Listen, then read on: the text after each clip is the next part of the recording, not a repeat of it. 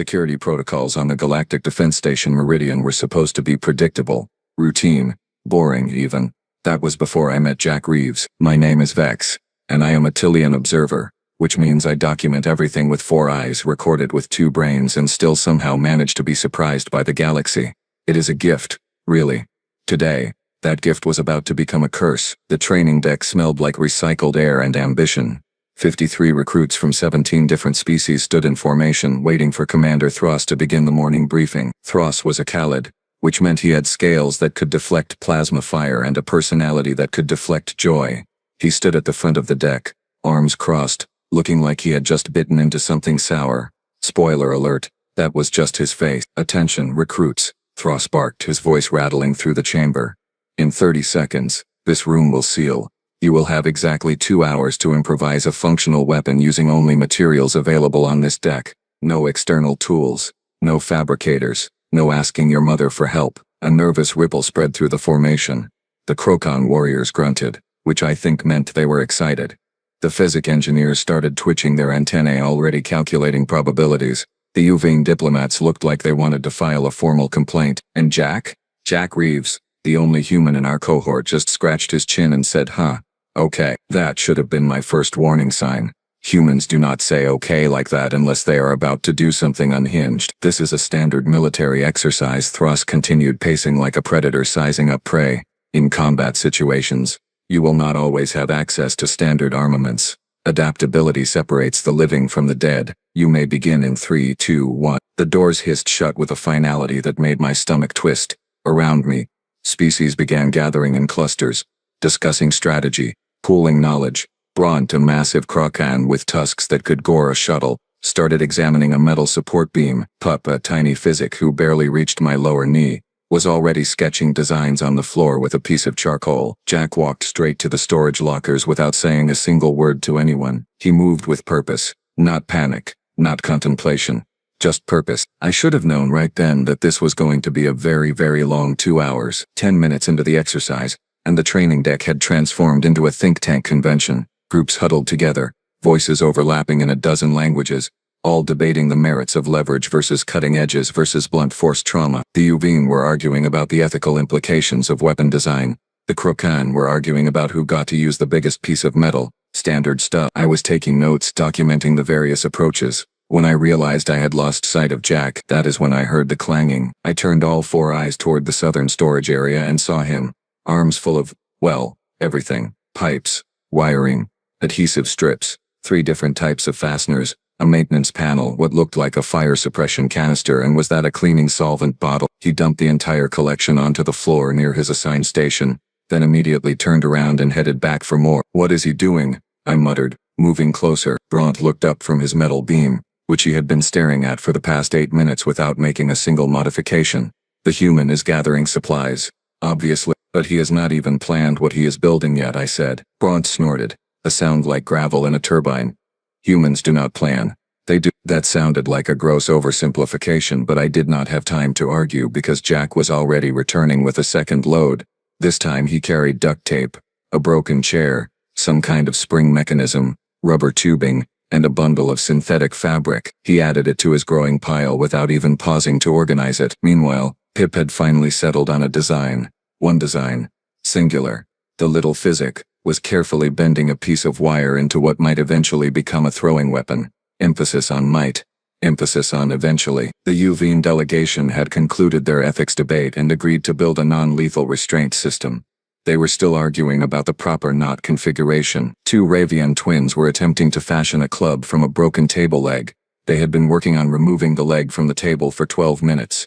The table was winning, and Jack had already made 4 trips to different sections of the training deck. His pile now included a battery pack, some reflective plating, a belt, multiple containers of various fluids, and something that looked suspiciously like parts of a waste recycling unit. I desperately hoped it was not from an active waste recycling unit. He crouched beside his collection, eyes scanning the materials with the focus of a predator selecting prey.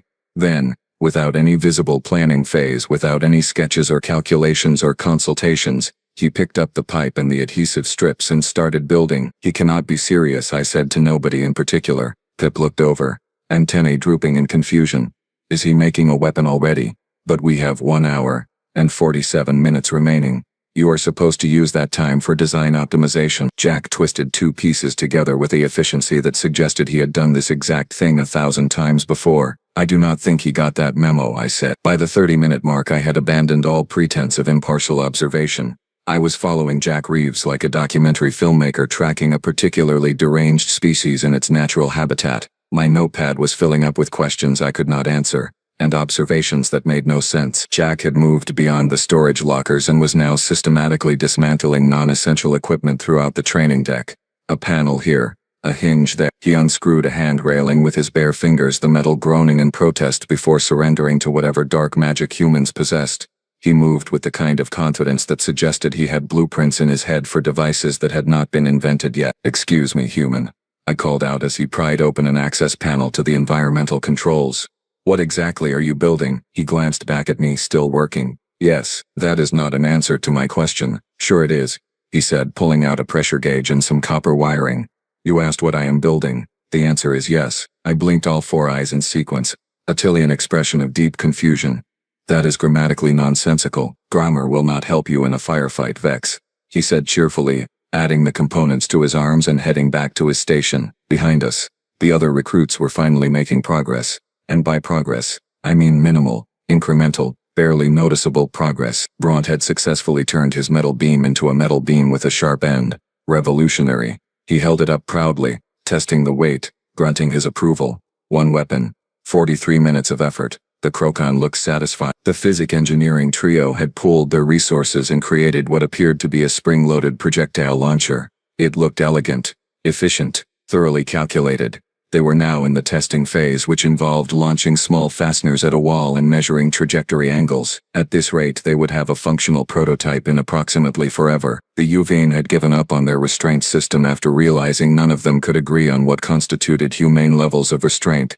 They were now building individual projects, each one a beautiful testament to overthinking. One was crafting a weighted net, another was attempting to create a sonic disruptor from a speaker component. The third had apparently decided to build a shield instead because offense is just defense that happens to other people or something. And then there was Jack. His station looked like a bomb had gone off in a hardware store and the debris had achieved sentience. There were now 5 distinct piles of materials, each one organized by some system that only made sense in the chaotic landscape of human thinking. He worked with the kind of focus that suggested the rest of us had simply stopped existing. His hands moved constantly, twisting, connecting, wrapping, securing. I watched him attach a pressurized canister to a length of pipe using nothing but adhesive strips and what appeared to be religious conviction. It should not have held. Physics suggested it would fail immediately. But he tested it, nodded once, and set it aside. "Is that a weapon?" I asked. "One of them," he said without looking up. One of them. One of them. I checked my chronometer. 47 minutes had elapsed. Most recruits had barely started construction on their first attempt. Pip's throwing wire was looking promising but remained unfinished. The Uravian twins had finally freed their table leg and were now sanding it smooth. Bront was admiring his pointy stick like it was a family heirloom. Jack picked up a battery pack and started connecting it to a series of wires with the casual ease of someone making breakfast. "How many weapons are you planning to build?" I asked, my voice climbing an octave. He looked up, genuinely considering the question. Then he smiled. It was not a reassuring smile. "How many is too many? One would argue that there is a reasonable limit based on time constraints and practical utility." I said. "Right, but I am human, so that argument is irrelevant." He had a point. I hated that he had a point. At the 1 hour mark, Jack completed his first weapon. Completed, fully functional, ready to cause problems. It was a projectile launcher made from a pipe, a compressed air canister, some kind of release valve he had engineered from a door hinge, and enough adhesive tape to mummify a cully. He picked it up, loaded it with a bolt he had scavenged from somewhere, aimed at a target panel on the far wall and fired. The bolt shot across the training deck with a sharp hiss of compressed air and embedded itself 3 inches into the reinforced padding. The sound echoed through the chamber like a judge's gavel declaring the end of sanity. Every head turned. Every conversation stopped. Even Commander Thross looked up from his datapad with an expression that suggested he was reconsidering his career choices. "Acceptable," Jack said to himself, setting the launcher aside and reaching for his next pile of materials. "Acceptable." He called that acceptable and then just moved on like he had not just built a functional ranged weapon from garbage in less time than it took the Uvane to agree on lunch. Bront stomped over, his massive frame casting a shadow that could eclipse a small moon. He stared down at Jack's launcher, then at his own sharpened beam, then back at the launcher. His jaw tightened. I could see the gears turning in his head, which for a Krokan meant approximately 2 gears, both rusty. That is one weapon, human, Bront growled. I will have one weapon also. We will see whose is superior. Jack looked up at the towering Krokan warrior without a trace of intimidation. Cool. Good luck with that. Luck is for the weak, Bront snarled. Then you should be fine, Jack said pleasantly, returning his attention to a bundle of wiring in the battery pack. I watched Bront's face cycle through several shades of anger before he turned and stomped back to his station, gripping his pointy stick with renewed determination.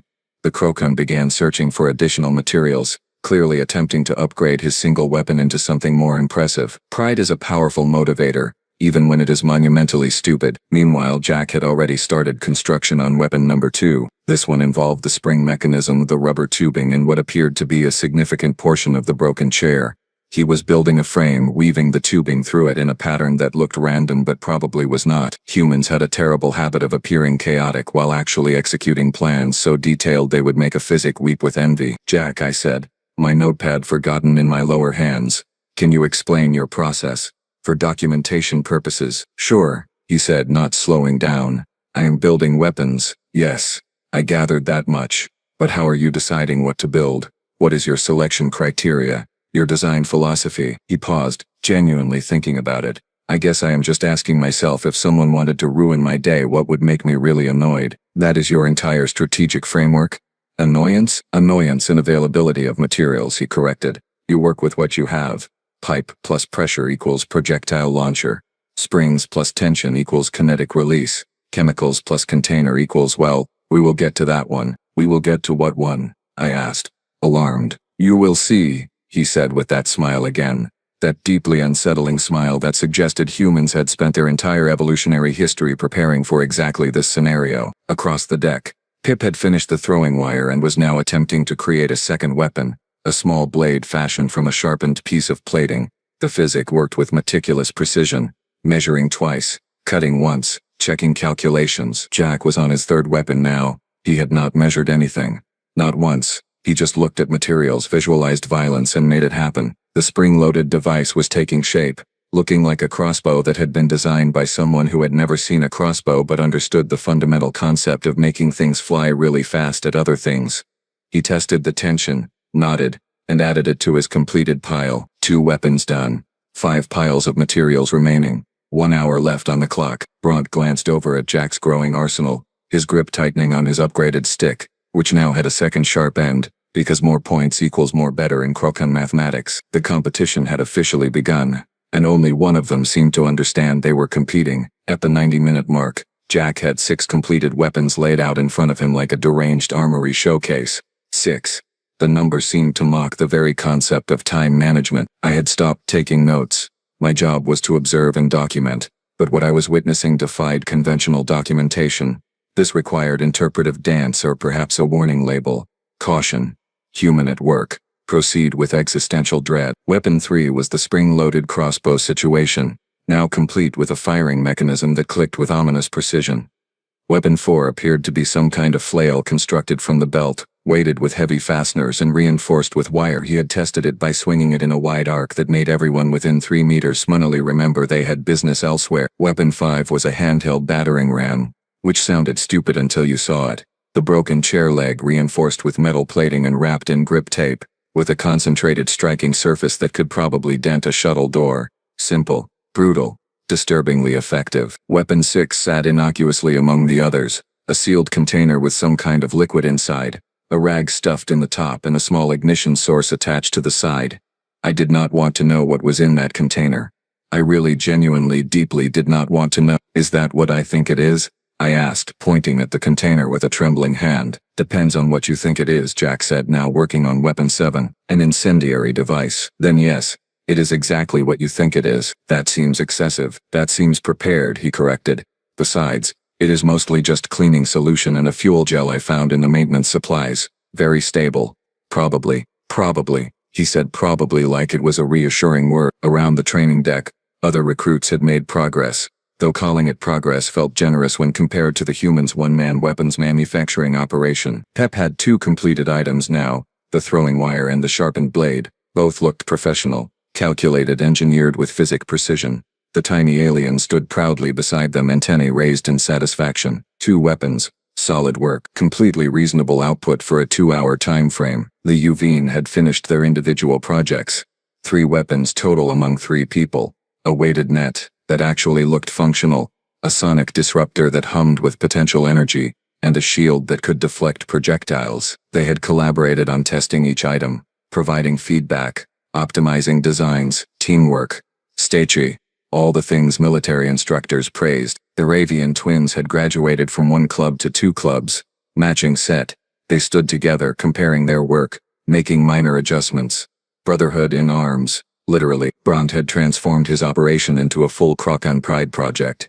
His original spear now had additional sharp bits attached at various angles, turning it into something between a spear and a Swiss Army knife designed by someone who only understood violence. He had also constructed a shield from a maintenance panel strapped to his arm with cables. 2 items. He kept glancing at Jack's growing collection, his jaw clenching tighter with each look. And then there were the observers. Recruits who had finished their projects early or given up entirely, had migrated toward Jack's station. A small crowd had formed at a respectful distance, watching the human work with the fascination typically reserved for natural disasters or theatrical performances. Whispers rippled through the group in multiple languages. How is he moving that fast? Where did he learn this? Is he even following safety protocols? Safety protocols, I muttered. He is building an incendiary device from cleaning supplies.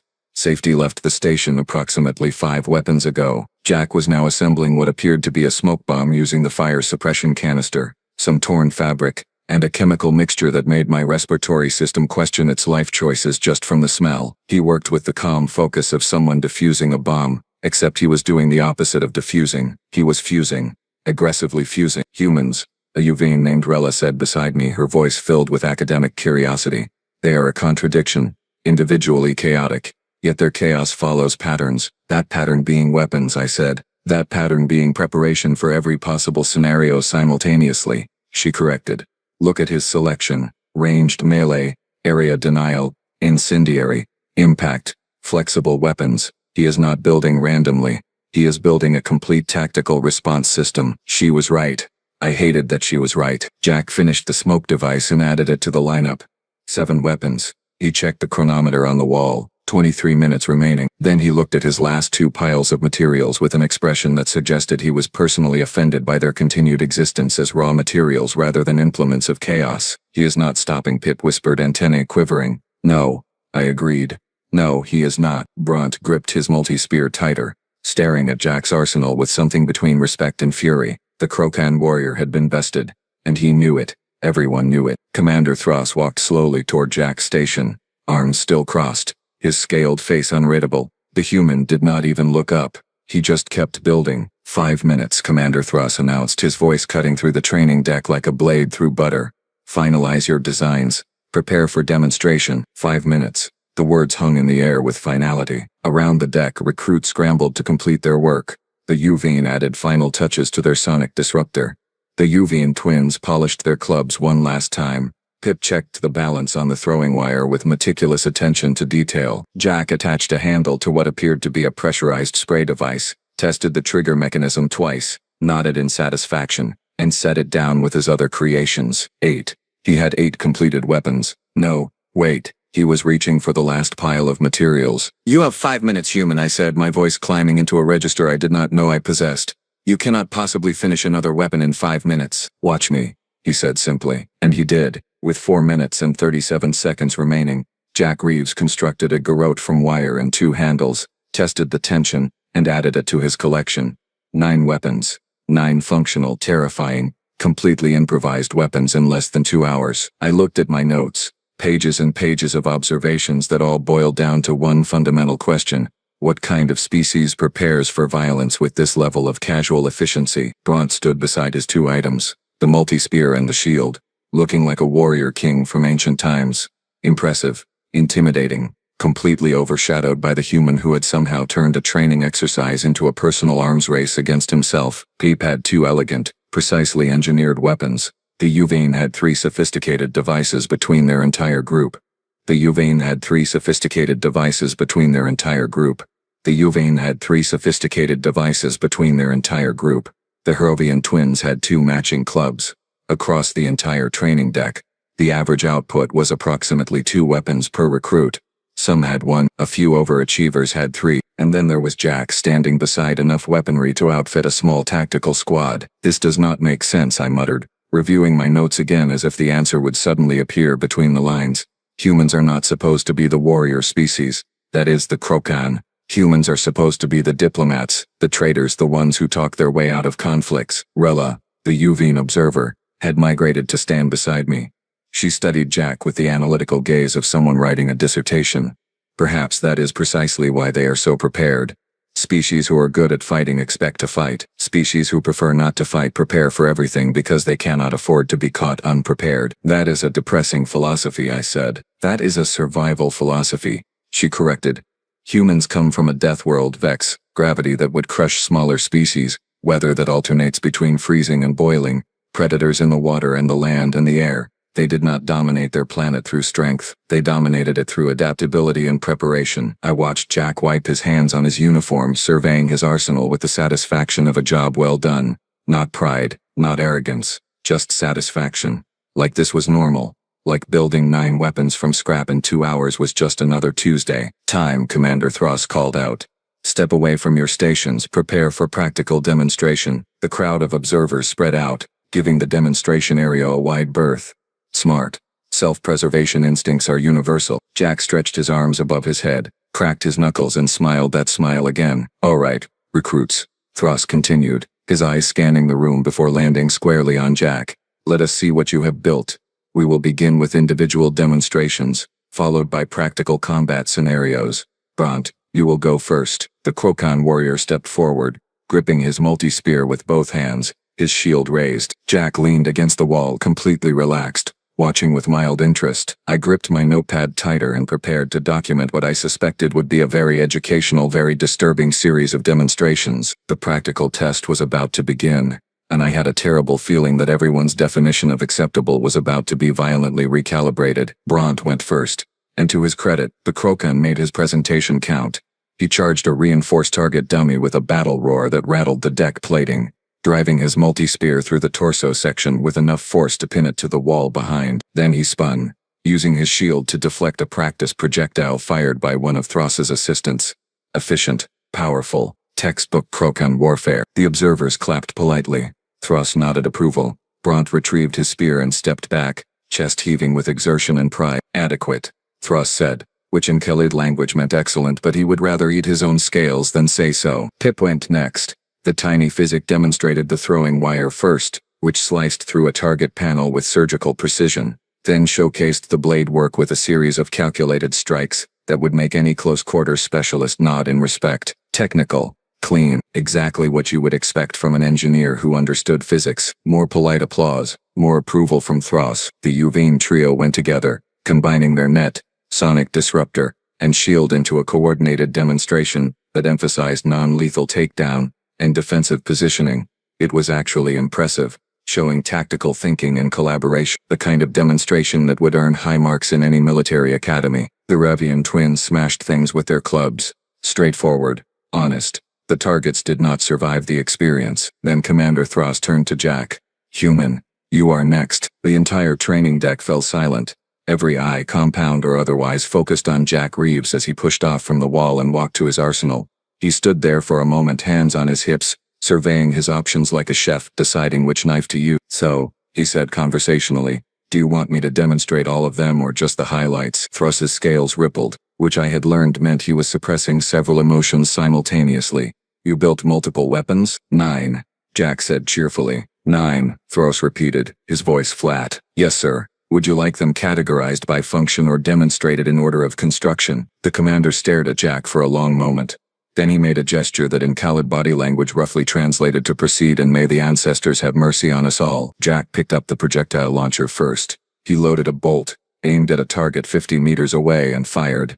The bolt struck dead center with a crack that echoed through the chamber. He set it down, picked up the crossbow device and put 3 projectiles into 3 different targets in rapid succession. Each one hit within the designated strike zone. Whispers spread through the observers like wildfire. Next came the flail. Jack spun it experimentally, then released it at a suspended target designed to test impact weapons. The weighted end wrapped around the target's support structure, and the momentum yanked the entire assembly off its mounting with a screech of tearing metal. "Oops," Jack said mildly. "That one might need recalibration on the weight distribution." He moved to the battering ram, approached a reinforced door panel that was part of the obstacle course, and struck it 3 times. The third impact left a visible dent in material rated to withstand Krokan's strength. Bront made a noise that sounded like a kettle boiling over. The smoke device came next. Jack activated it and tossed it into the demonstration zone. Within seconds, the entire area filled with thick, choking smoke that obscured visibility completely. Emergency ventilation kicked in automatically, clearing the air while alarms blared overhead. "Sorry," Jack called out over the noise. "Probably should have warned you about that one." Thross looked like he was calculating how much paperwork this was going to generate. Jack demonstrated the pressurized spray device, which shot a stream of chemical irritant 15 meters with enough pressure to knock over a lightweight target. Then came the garrote, which he used to slice through a synthetic material dummy's neck section with disturbing ease. He picked up the incendiary device, and every single person on the deck took an involuntary step backward. "You know what?" Jack said, noticing the reaction. "I will just explain this one verbally. Cleaning solution, fuel gel, ignition source. You throw it, it breaks, it burns. Very straightforward, very effective. Very much against regulations probably." "Definitely against regulations," Thross said. "Right. So this is more of a theoretical demonstration." "Theoretical," Thross repeated. "Hypothetical? Put it down, human." Jack carefully, very carefully, set the incendiary device back with his other weapons. Then he picked up his final creation, a handheld taser he had constructed from the battery pack and copper wiring. He demonstrated it on a test pad which sparked and smoked appropriately. 9 weapons. 9 functional, effective, completely improvised weapons. The demonstration had taken less than 10 minutes, and every single item had performed exactly as intended. The training deck remained silent except for the hum of ventilation systems working overtime to clear the lingering smoke. Commander Thross walked slowly toward Jack's arsenal, examining each weapon with the careful attention of someone diffusing explosives. He picked up the projectile launcher, tested its weight, checked the construction. "This is military-grade improvisation," he said finally. "Thank you, sir," Jack said. "That was not a compliment. That was an observation bordering on concern." Commander Thross set down the projectile launcher and turned to face Jack with an expression that somehow combined respect, confusion, and what I can only describe as preemptive exhaustion. "Explain," Thross said. "Not a request, a command." Jack shrugged, hands in his pockets, looking completely unbothered by the attention of 53 recruits and one very intimidating Khalid commander. "Explain what, sir?" "How a species classified as diplomatic generalists managed to produce 9 functional weapons in the time it took a Krokan warrior to produce 2. How you moved with such speed and certainty. How you knew exactly what to build without any apparent planning phase." "Oh," Jack said, like the question was about his favorite food instead of his apparently instinctive understanding of violence. "That is just a human thing, I guess." "Elaborate on this human thing," Thross said, his voice dropping an octave. Jack looked around the training deck, seeming to gather his thoughts. "Okay. So, humans have this thing where we have spent our entire history being, well, kinda bad at survival compared to everything else on our planet. We are not the strongest, not the fastest, not the most armored. We do not have claws or venom or natural weapons. We are just sort of squishy and mediocre at everything except 2 things, which are," I found myself asking, "notepad ready, sweating and problem solving," Jack said. "We can run things to death because we are really good at not overheating, and we can turn literally anything into a weapon because we have had to for about 200,000 years. Sticks, rocks, bones, fire, metal, chemicals, whatever. If it exists, some human has figured out how to make it hurt someone." Bront crossed his massive arms. "This is not unique. All species learn to weaponize their environment." "Sure," Jack agreed, "but most species do it when they need to. Humans do it preemptively. We look at objects and our first thought is not what is this for, but what could this become if everything goes wrong. It is not aggression. It is anxiety with practical applications." Rella stepped forward, her Uvine features arranged in fascination. "You are saying humans exist in a constant state of preparation for conflict?" "More like a constant state of plan for the worst and hope for the best," Jack said. "We prefer talking. We are actually pretty good at diplomacy when given the chance, but we also know that sometimes talking does not work. And when it does not work, you better have options. Lots of options, preferably options the other person did not see coming." Thross studied Jack for a long moment. "Your planet must have been a nightmare." "It had its moments," Jack admitted. Predators that could eat us, diseases that could kill us, weather that could freeze or bake us, other humans who definitely wanted to kill us. We learned pretty quickly that adaptability beats specialization when everything is trying to end your existence, so we became really good at adapting, at improvising, at making do with whatever was available. I looked at the 9 weapons, then at Jack, then at my notes, which suddenly felt like they were documenting something far more significant than a training exercise. This was not about one human building weapons. This was about an entire species whose survival strategy was creative violence as a backup plan. You built 9 weapons, I said slowly, because you could not decide which one would be most useful, so you simply made all of them. Well, yeah, Jack said. Why limit your options when you have the time and materials?